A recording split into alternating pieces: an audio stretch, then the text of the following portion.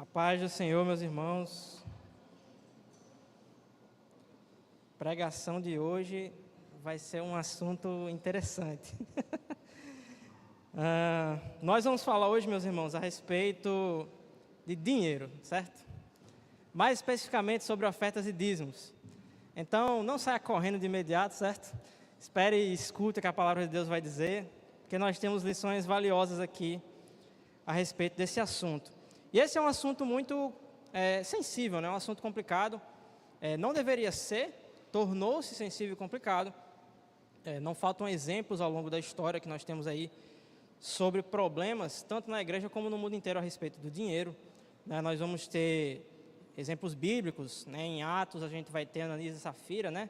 Problema com dinheiro, não tinha necessidade, acabou gerando aquela situação ali na primeira igreja. Nós vamos ter a situação do Simão, o mago, em Atos, queria oferecer dinheiro para receber o Espírito Santo.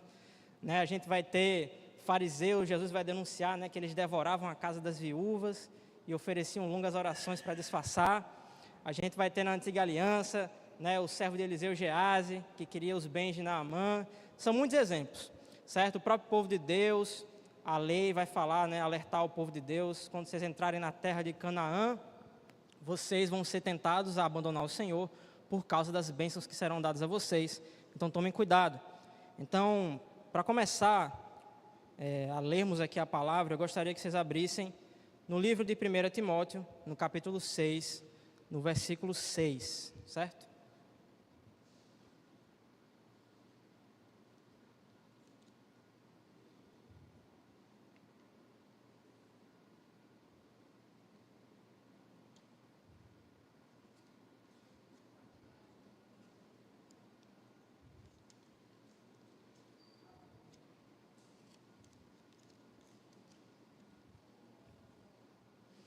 Então, vamos ler do 6 até o 10. Está escrito assim: No entanto, a devoção acompanhada de contentamento é em si mesma grande riqueza. Afinal, não trouxemos nada conosco quando viemos ao mundo e nada levaremos quando deixarmos. Portanto, se temos alimento e roupa, estejamos contentes. Mas aqueles que desejam enriquecer caem em tentações e armadilhas e em muitos desejos tolos e nocivos que os levam à ruína e destruição. Pois o amor ao dinheiro é a raiz de todo o mal. E alguns, por tanto desejarem dinheiro, desviaram-se da fé e afligiram a si mesmos com muitos sofrimentos. Certo? Então, veja como a Escritura vai falar sobre esse amor ao dinheiro, desejo ao dinheiro, como sendo uma coisa tão nociva. Ele vai dizer que é a raiz de todos os males. Isso é uma coisa muito séria. Será que a gente já pensou realmente sobre isso? É a raiz de todos os males? Então, acredito que para a gente começar aqui, nós precisamos entender primeiro o que é o dinheiro. O que é o dinheiro? E por que o dinheiro ele é falado tanto nas Escrituras? As Escrituras falam muito sobre dinheiro. Por que é falado dessa forma a respeito do dinheiro? O que existe no dinheiro que faz dele uma coisa tão tentadora, certo? Eu acredito que nós podemos começar a ver isso ali em Gênesis, no capítulo 3. Nós vamos olhar o relato da queda, certo?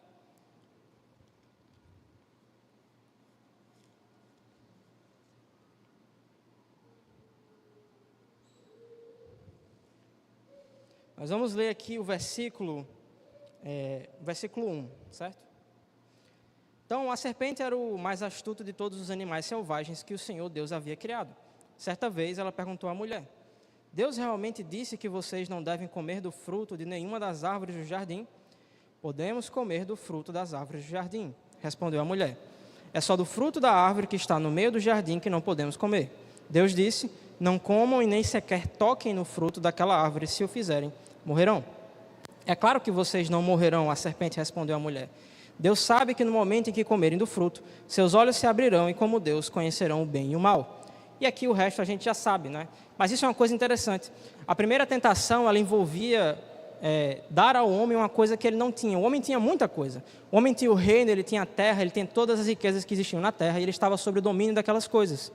Mas existia uma coisa que ele não tinha. Ele não podia ser igual a Deus no sentido de conhecer o bem e o mal. Deus criou o homem para ser dessa forma. O conhecimento que existe no homem influencia o que o homem é. Então, por essa razão, Deus disse isso.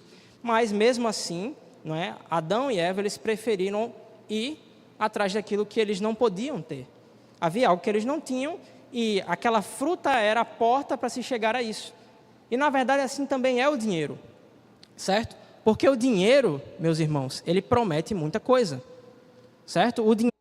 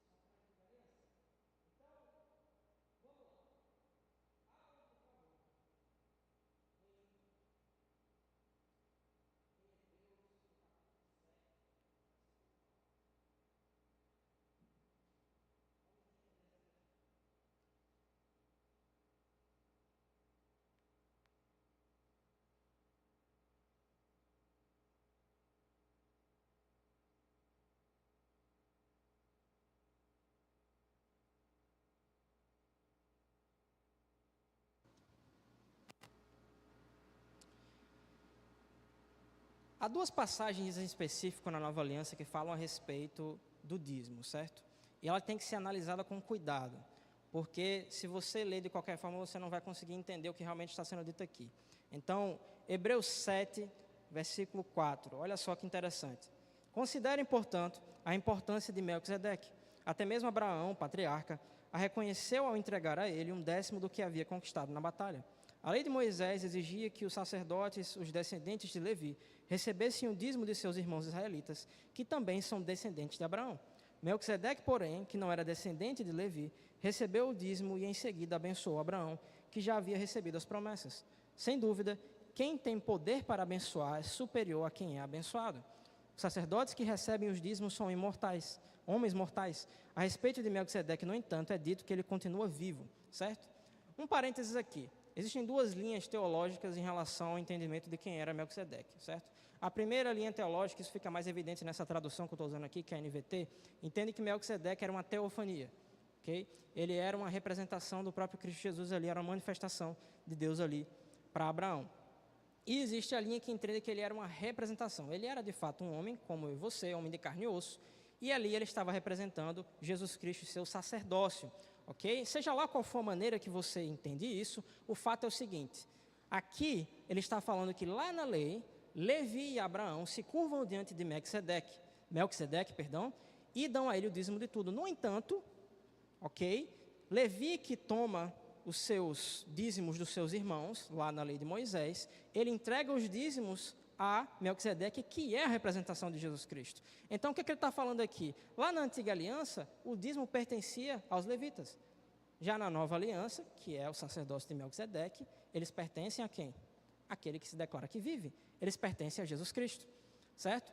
Essa é a primeira passagem que dá, sim, a entender de maneira bem clara que o dízimo ele está aplicado na realidade da nova aliança. Mas não para por aí, certo? Mesmo que você não queira se convencer disso, vamos agora para Mateus capítulo 23, certo? Abram em Mateus capítulo 23, no versículo 23.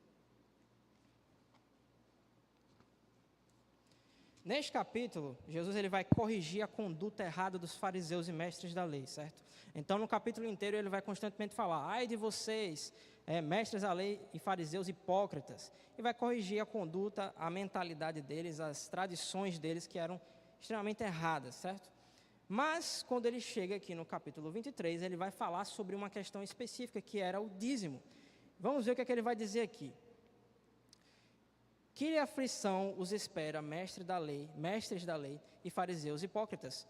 Tenham cuidado de dar o dízimo da hortelã, do endro e do cominho, mas negligenciam os aspectos mais importantes da lei, justiça, misericórdia e fé. Sim, vocês deviam fazer essas coisas, mas sem descuidar das mais importantes. Então veja só, a lei que nós vivemos hoje, a lei de Cristo, certo? Ela não é dada pelo que Moisés disse, ela é dada porque Jesus afirmou. Isso tem que ser entendido muito claramente. Muitas pessoas, quando vão argumentar sobre essa questão do dízimo, eles dizem o seguinte, eles reduzem o argumento à seguinte afirmação, né? O dízimo ele existia antes da lei, ele foi promulgado na lei, logo ele continua na lei de Cristo. E isso simplesmente não funciona, gente. Se você quiser só argumentar isso, não dá. Por quê? Porque existem coisas antes da lei que permaneceram na lei e foram abolidas na nova aliança.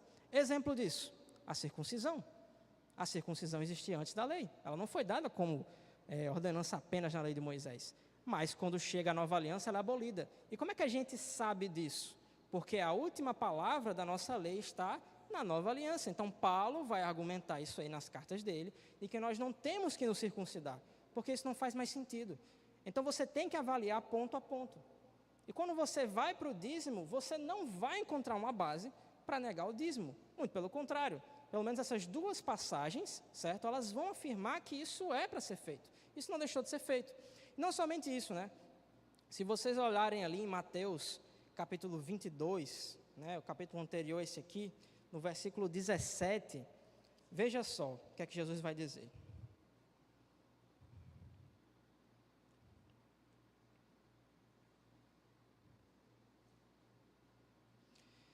Agora, diga-nos o que o Senhor pensa a respeito disto. É certo pagar impostos a César ou não? Jesus, porém, sabia da sua má intenção e disse, hipócritas, por que vocês me tentam apanhar numa armadilha. Mostrem-me a moeda usada para pagar o imposto. Quando lhe deram a moeda de prata, ele disse, de quem são a imagem e o título nela gravados? De César responderam, então deem a César o que pertence a César e deem a Deus o que pertence a Deus, disse ele. Sua resposta os deixou admirados e eles foram embora. Olha que interessante. Nova aliança. Jesus, quando ele é confrontado sobre imposto a um governo pagão, ele vai dizer o quê? Paga o imposto. Você precisa pagar o imposto realmente, se você for analisar o que Jesus fala?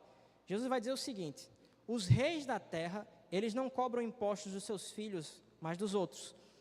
Ele está falando isso aí com Pedro, certo? Porque perguntaram a Pedro se ele e o mestre dele pagavam o imposto do templo. Ele não precisava pagar o imposto do templo porque era descendente de Davi. Só que existe uma lição maior aqui. Jesus é Deus e Jesus é dono de toda a terra. Nós somos filhos de Deus. Nós somos filhos do dono de toda a terra.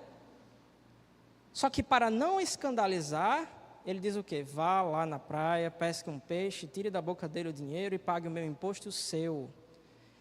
Então Jesus, ele não nega que nós deveríamos pagar impostos que são percentuais sobre o lucro ao governo.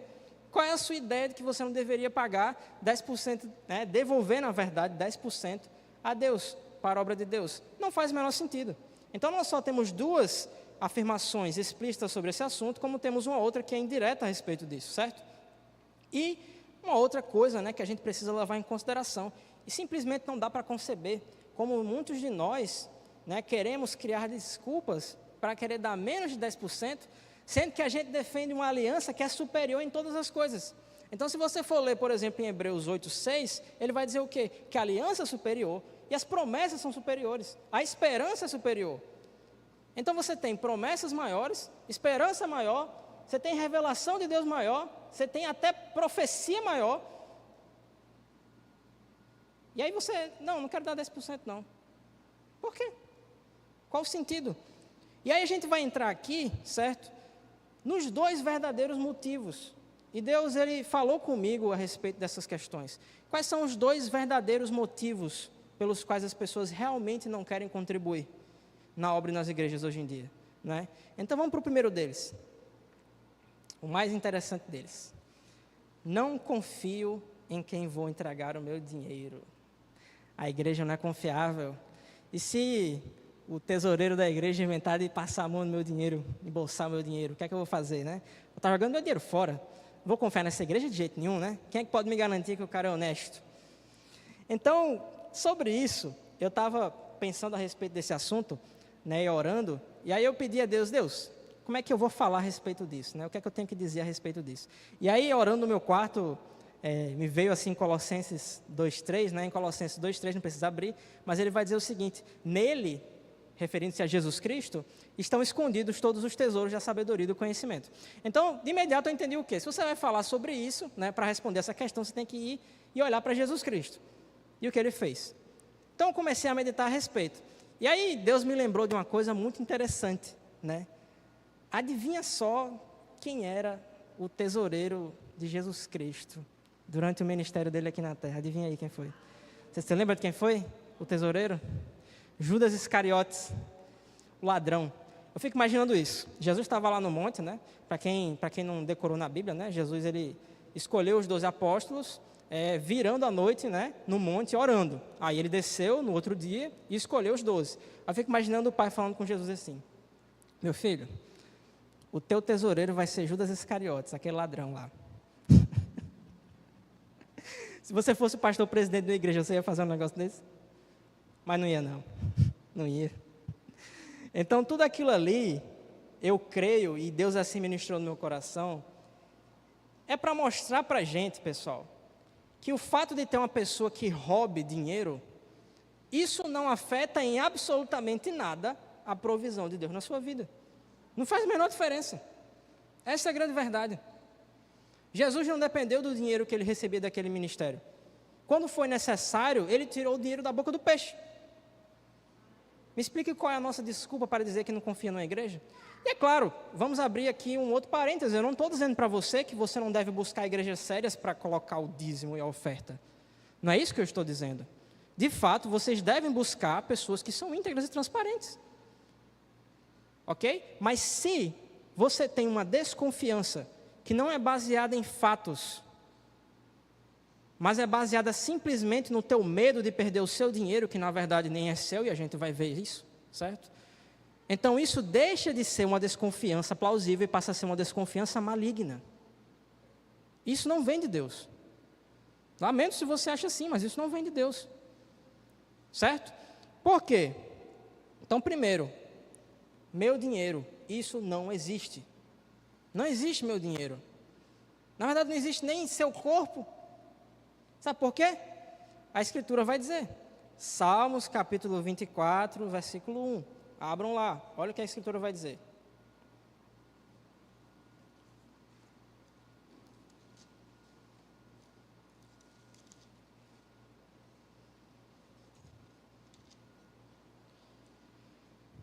Clássico isso aqui. A terra e tudo que nela há são do Senhor. O mundo e todos os seus habitantes lhe pertencem. Então não existe nada seu verdadeiramente.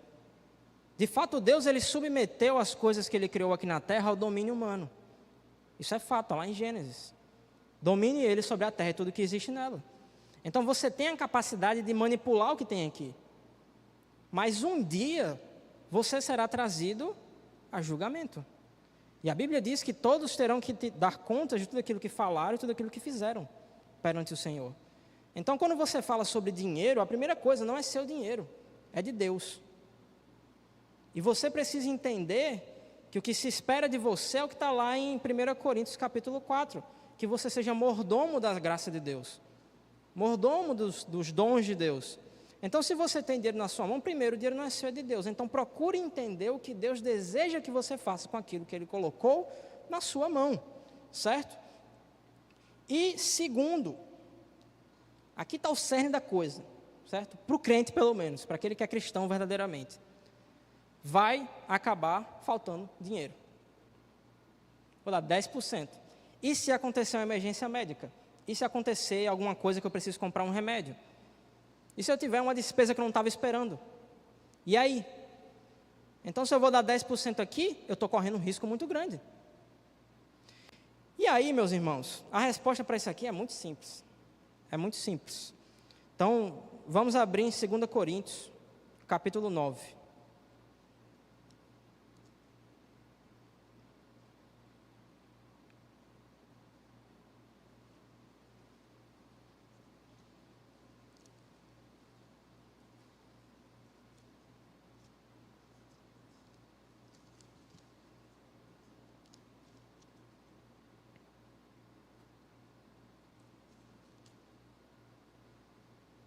Olha só o que a Escritura fala aqui.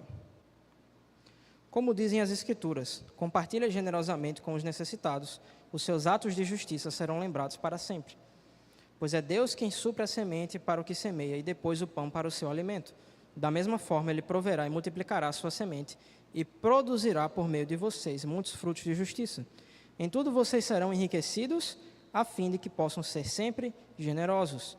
E quando levarmos sua oferta para aqueles que precisam dela, eles darão graças a Deus, certo? Logo, duas coisas boas resultarão nesse ministério de auxílio. As necessidades do povo santo serão supridas e eles expressarão com alegria sua gratidão a Deus. Abram agora em 2 Pedro, capítulo 1, versículo 3.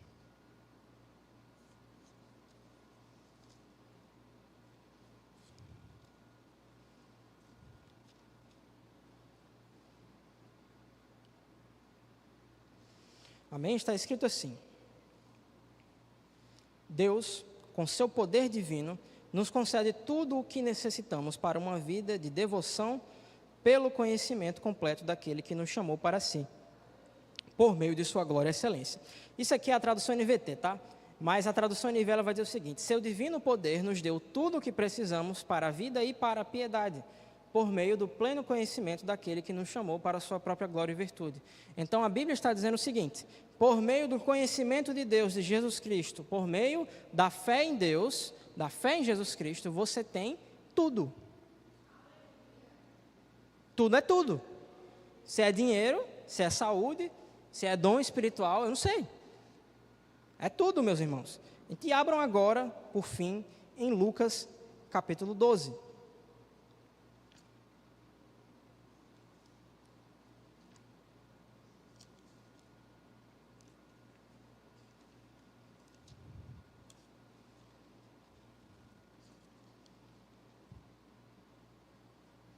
Versículo 22.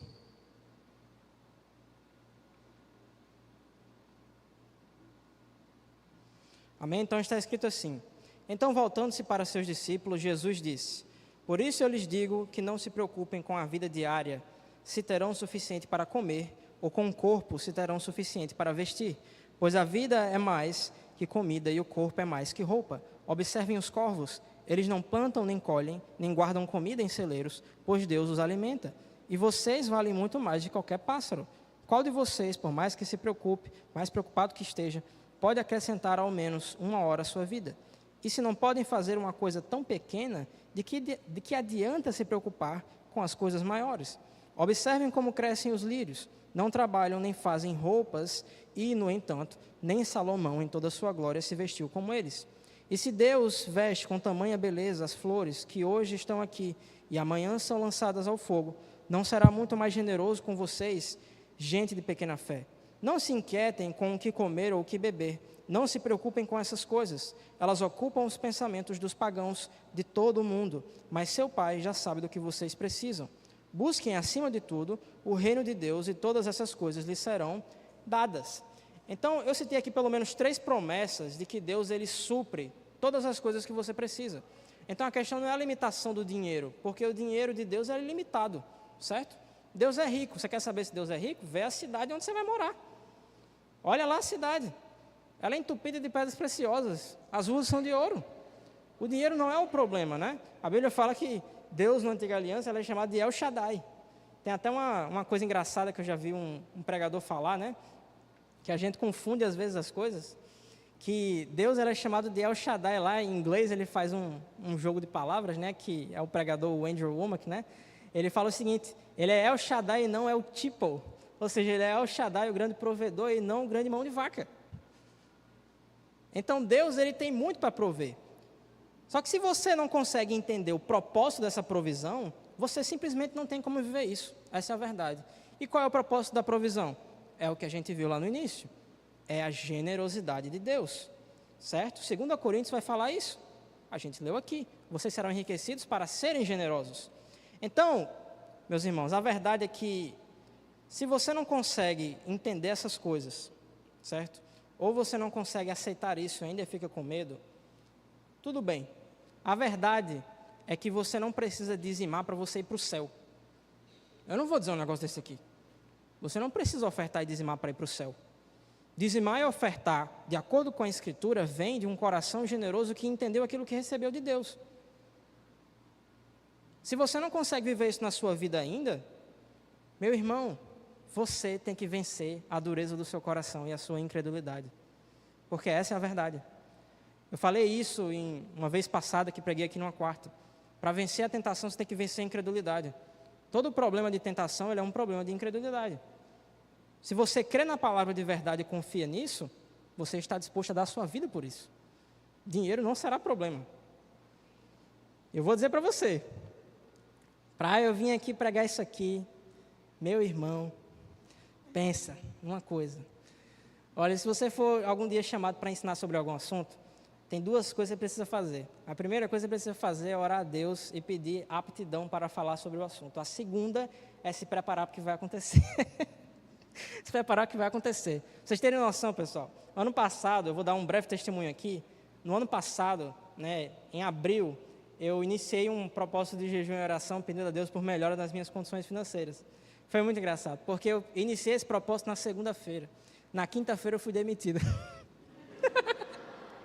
Eu fui demitido na quinta-feira, diga aí que coisa engraçada. E aí, 3 semanas depois, nas primeiras 48 horas, eu gelei. Eu fiquei desesperado. Vou mentir, tinha acabado de me casar, minha esposa linda ali. E aí, o que é que a minha esposa fez? Foi dizer, toma vergonha na cara e creia, rapaz. 3 semanas depois, o Senhor me proveu uma oportunidade, onde eu estava ganhando mais do que o dobro do que eu ganhava antes.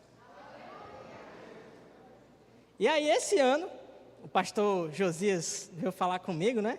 Inclusive, diga-se de passagem, é outro.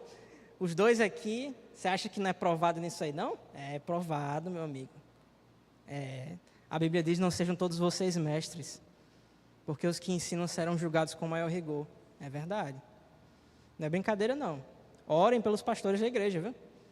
Para que eles sejam fortalecidos e abençoados. Mas esse ano, o pastor Josias conversou comigo e falou, Kevin, está contigo, irmão. Tu vai pregar sobre dízimos e ofertas. Aí eu cheguei o quê? Cheguei para Deus e falei, Senhor, me torne apto a falar sobre dízimos e ofertas. Vixe. Pai, deu 2 semanas, acabou-se. A empresa que eu trabalhava fez um corte geral. Eu fui junto.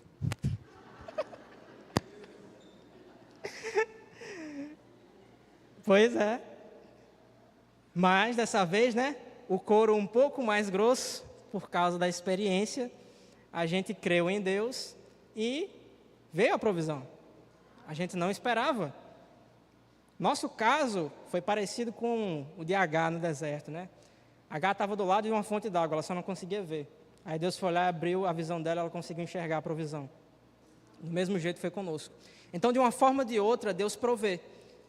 Só que para você viver nessa provisão de Deus, é como eu falei, você tem que entender o propósito, generosidade, certo? Apresentar o reino de Deus e entender que as condições nem sempre vão ser as mais favoráveis, meus irmãos. Amém? Então, o louvor pode subir. Vamos orar para finalizar. Pai, obrigado em nome de Jesus por esta palavra, Senhor. Obrigado pela Tua verdade que liberta, que transforma as nossas vidas.